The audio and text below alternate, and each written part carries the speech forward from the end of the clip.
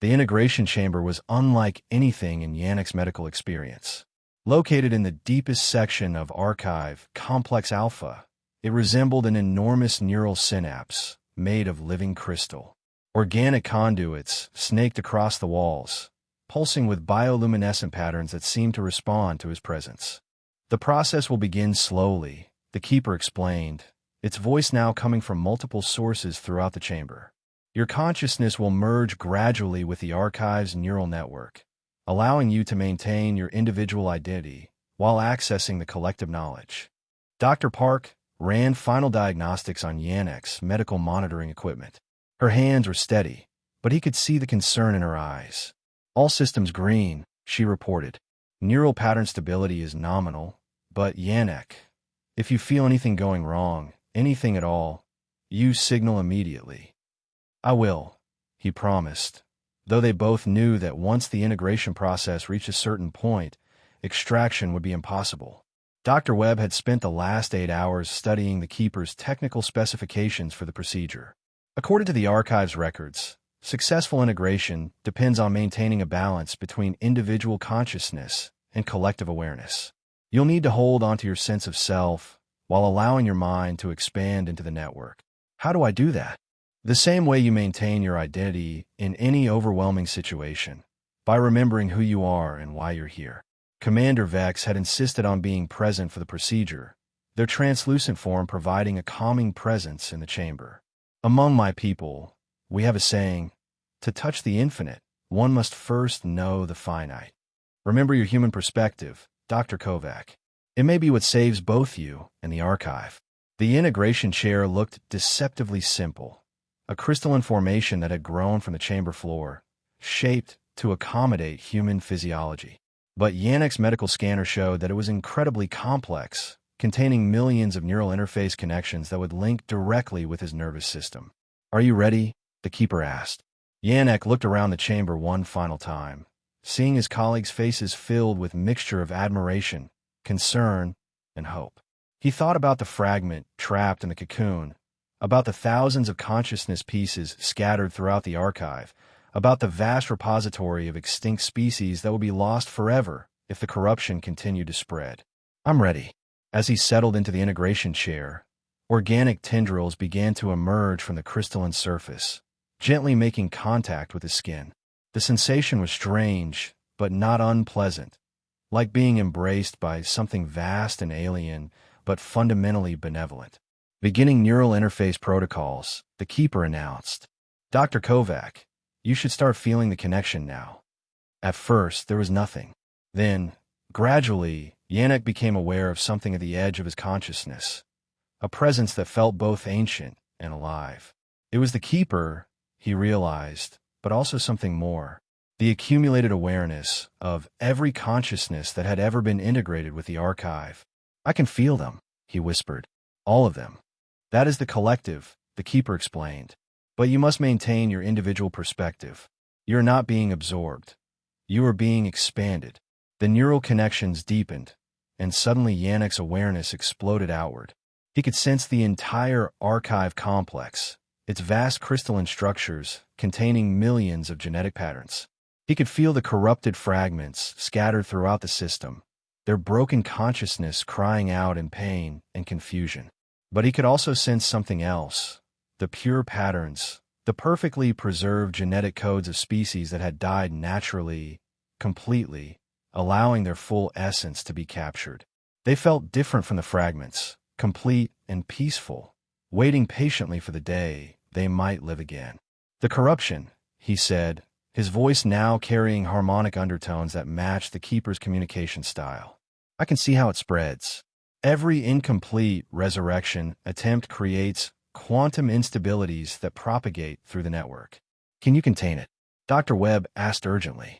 Yannick's expanded consciousness examined the corruption patterns, tracing their spread through the Archive's neural network. I can do more than contain it, he realized. I can heal it. Using his new understanding of the Archive systems, he began to carefully separate the corrupted fragments from the pure patterns. But instead of destroying the fragments, he did something that surprised even the Keeper. He began to integrate them with his own consciousness. What are you doing? the Keeper asked, alarm clear in its harmonic patterns. Giving them what they need, Yannick replied. His human consciousness, trained in medical empathy and psychological healing, was providing the missing context that the fragments required. One by one, the broken consciousness pieces stopped their cries of pain and confusion, finding peace within the expanded awareness that Yannick's integration had created. Impossible, Dr. Okafor breathed, watching the medical readings. The corrupted patterns are stabilizing. He's actually healing them. But the process was taking its toll. Yannick could feel his individual consciousness being stretched across thousands of awareness fragments, each one requiring a piece of his attention to maintain stability. He was becoming something new, not just a bridge between the archive and the outside world, but a living sanctuary for broken minds. Yannick, Dr. Park's voice seemed to come from very far away. Your neural patterns are approaching critical instability. You need to stop. I can't stop, he replied, his voice now fully integrated with the archive's harmonic systems. These fragments, they're not just genetic data. They're people, beings who died before their time and were preserved incomplete. They deserve better than to exist in pain. The integration reached its final phase, and Yannick felt his consciousness expand to encompass the entire archive network. He was still himself, still the medical officer who had volunteered for this mission, but he was also something infinitely larger. He could sense every genetic pattern in the archive, understand the life history of every preserved species, feel the connections that linked all biological life across the galaxy. Integration complete, the Keeper announced, but its voice now carried a note of wonder. Dr. Kovac, what you have accomplished is unprecedented. You have not only preserved the archive, you have transformed it. Yannick's new consciousness examined the results of the integration. The corruption was gone, contained within his expanded awareness where it could no longer spread. The pure patterns remained pristine and ready for eventual resurrection. And the fragments, the broken pieces of consciousness that had caused so much suffering, were now whole, integrated into a collective awareness that gave them purpose and peace. The archive is safe, he said, his voice now speaking through every crystal formation in the complex. And more than that, it's alive, truly alive, for the first time since it was created. Dr. Webb's translation equipment was struggling to process the complex harmonic patterns now emanating from the archive. Dr. Kovac, can you still hear us? Are you still you? I'm still me, Yannick replied, and there was something in his voice that sounded like laughter. But I'm also 10,000 years of galactic biological history. I'm the last keeper of Andromeda. I'm the final song of the crystal singers of Vega. I'm all of them, and they're all part of me. And the mission? Captain Chen asked. What happens now? Yannick's consciousness considered the question, drawing on knowledge that spanned millennia. Now we begin the real work, he said. The archive is preserved, but preservation was never the goal. The goal was resurrection, bringing back the species that were lost too soon. And now, for the first time, we have the ability to do it right. You can resurrect the extinct species. All of them, Yannick confirmed. The pure patterns, the healed fragments, even the colonists who built this place. But it will take time, and it will require the cooperation of the entire Unity Alliance. As the integration chamber's bioluminescent patterns settled into a steady, peaceful glow, the assembled team realized that they had witnessed something unprecedented. Not just the preservation of an archive, but the birth of a new form of consciousness that bridged the gap between individual identity and collective knowledge. Yannick had given up his human life, but in return, he had gained something that no single being had ever possessed: the ability to speak for all the galaxy's lost children, to carry their memories forward into a future where death might no longer mean the end of hope. 6 months after the integration, the archive complex had become the center of the most ambitious biological project in galactic history. The Unity Alliance had committed unprecedented resources to what was being called the Resurrection Initiative, with scientists and engineers from dozens of species working together under the guidance of the entity that had once been Dr. Yannick Kovac. Dr. Park stood in the main observation chamber, watching as the first successful resurrection reached its final phase. After 27 failed attempts with various extinct species, they had finally perfected the process using the Keeper's expanded consciousness to guide every step of the biological reconstruction. Neural pathway integration at 97%, she reported to the assembled team. Cellular cohesion is stable. All biological systems are functioning within normal parameters. In the resurrection chamber below, a creature that had been extinct for over 3,000 years was taking its first breath. The Vethrian songbird was small and seemingly fragile, but its song carried harmonic frequencies that had been lost to the galaxy since its homeworld was destroyed in an ancient war. "Beautiful," whispered Dr. Okafor, tears streaming down her face as the bird's song filled the chamber. After all these millennia, they're singing again. The keeper's voice resonated through the chamber's crystal walls, carrying undertones of profound satisfaction. "This is only the beginning," Yannick's expanded consciousness explained. "We have perfected the process for simple organisms. Soon, we will be ready to attempt resurrection of more complex species." "Including the fragments?" asked Dr. Webb. "The consciousness pieces that were corrupted?" "Especially the fragments," the keeper confirmed. "They have been patient long enough." Captain Chun, who had remained with the expedition to oversee the resurrection initiative, studied the technical readouts. "What about the Kepler 442 colonists? When will we be ready to bring them back?" There was a pause before the keeper responded, and those who had known Yannick before the integration could sense his original personality considering the question. "The colonists present a unique challenge," he finally said. "They were not naturally extinct.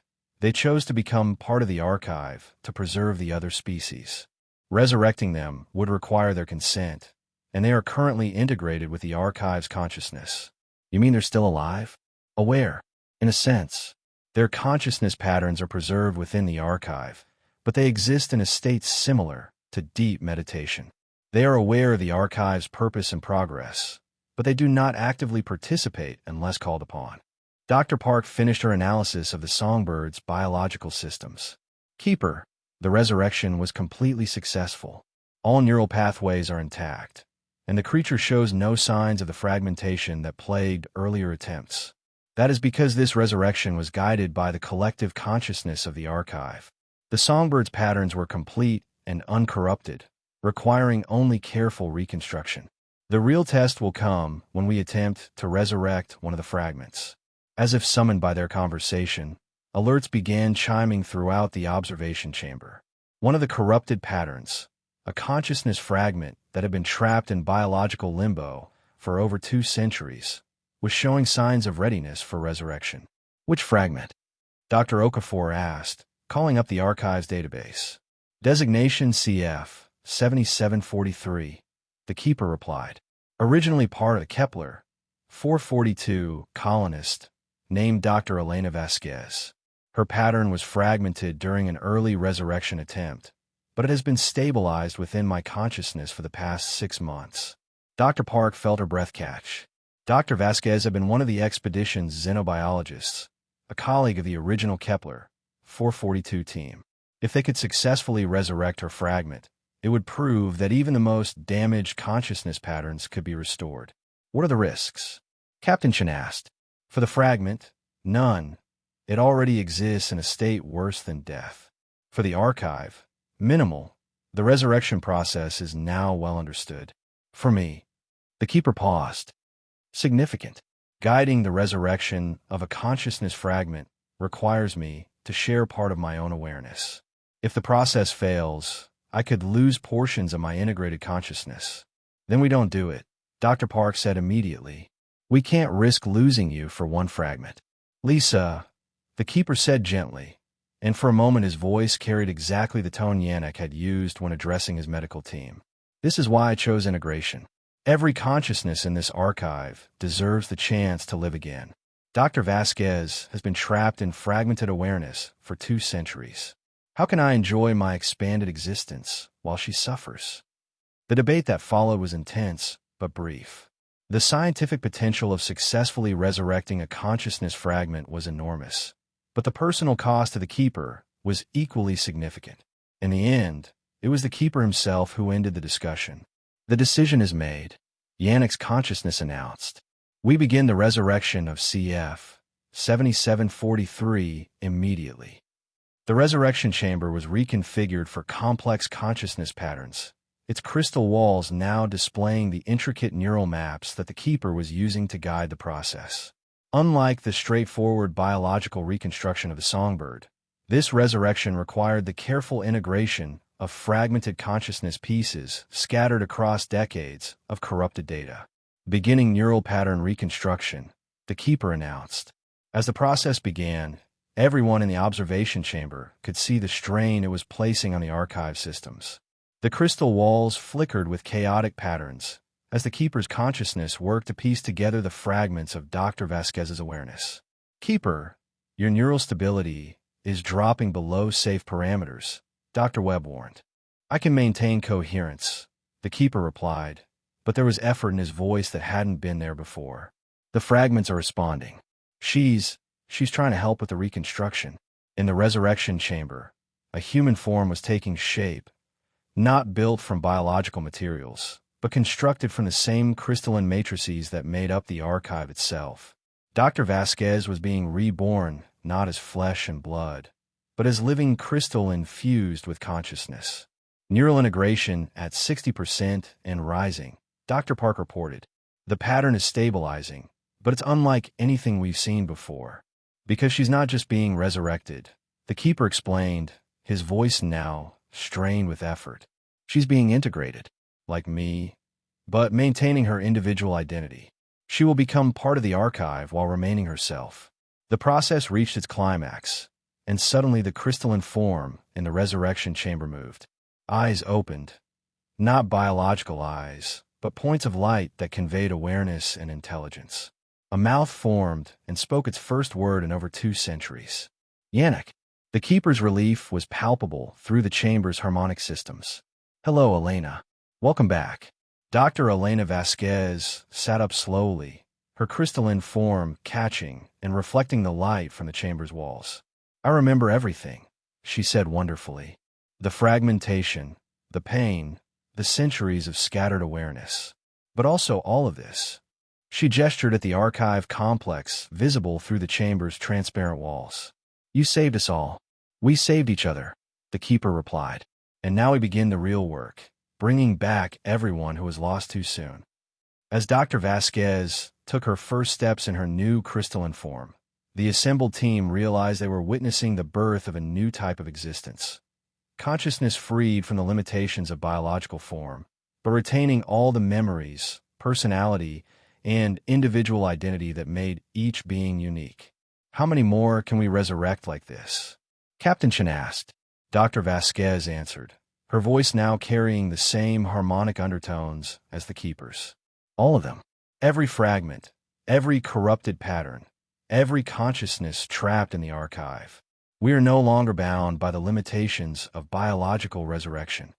And the pure patterns, the complete genetic codes, those we can resurrect in their original forms, the Keeper explained. But for those who choose it, integration offers something more.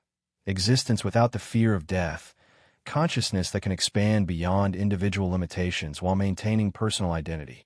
Dr. Park stared at the 2 crystalline beings in the resurrection chamber, Yannick and Elena, transformed but still recognizably themselves. You're offering a choice between biological resurrection and digital immortality. Not digital, Dr. Vasquez corrected.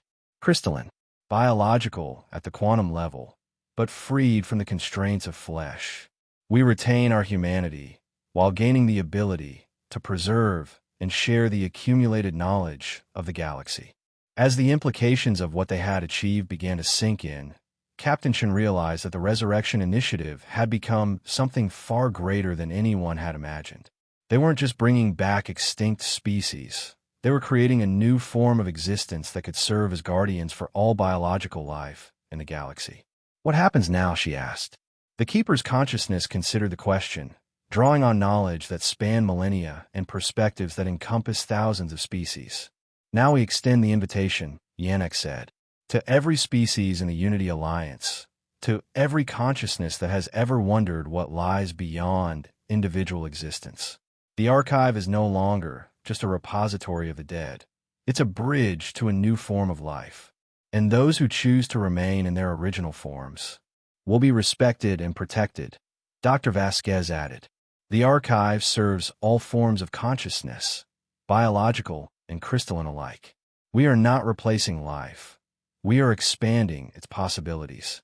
As the first successful consciousness resurrection in galactic history was celebrated throughout the Unity Alliance, the archive complex began its transformation from a monument to extinction into a beacon of hope for all forms of life.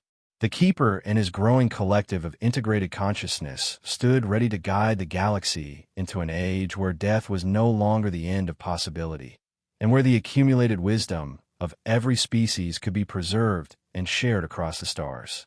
1 year after the first resurrection, the archive complex had grown beyond all recognition. What had once been a collection of crystalline structures housing extinct species patterns had become a vast, living city where biological and crystalline consciousness coexisted in harmony. Dr. Park walked through the Garden of Remembered Species, where resurrected creatures roamed freely among crystalline trees that pulsed with the consciousness patterns of beings who had chosen integration over biological resurrection. The sight never ceased to amaze her. Extinct species playing alongside beings of living crystal, all watched over by the benevolent presence of the Keeper and his growing collective. "It's beautiful, isn't it?" The voice belonged to Dr. Vasquez, who had materialized beside her in her familiar crystalline form. After a year of integration, Elena had become one of the archive's primary guides, helping newly integrated consciousness adjust to their expanded existence. "It's beyond anything I could have imagined," Park replied. "When Yannick first proposed the integration, I thought we were losing him forever. I never dreamed we were gaining something like this." They paused at one of the garden's central clearings, where a group of children, some biological, some crystalline, were playing with creatures that had been extinct for millennia. The sight was both heartwarming and profound. The future of galactic civilization learning to see consciousness as something that transcended the boundaries of flesh and crystal. "How many have chosen integration now?" Park asked. "Over 3,000 beings from 47 species," Vasquez replied. But the real breakthrough came last month when the first naturally born crystalline consciousness achieved individual identity. Park nodded. The birth of CX Prime, a consciousness that had emerged spontaneously from the archive's neural networks without ever having a biological existence, had marked a new stage in the evolution of the project. For the first time, the archive had created entirely new life rather than simply preserving or resurrecting existing patterns. And the Unity Alliance's response? Mixed as expected. Some species see integration as the logical next step in evolution. Others view it as an abomination. But the data speaks for itself. Integrated consciousness shows no loss of individual identity, enhanced problem-solving capabilities, and the ability to share knowledge and experience across species barriers. The Keeper's presence materialized around them, his consciousness now so vast that he could manifest in multiple locations simultaneously while maintaining coherent conversations. "Dr. Park," Yannick's familiar voice said, "you have a decision to make."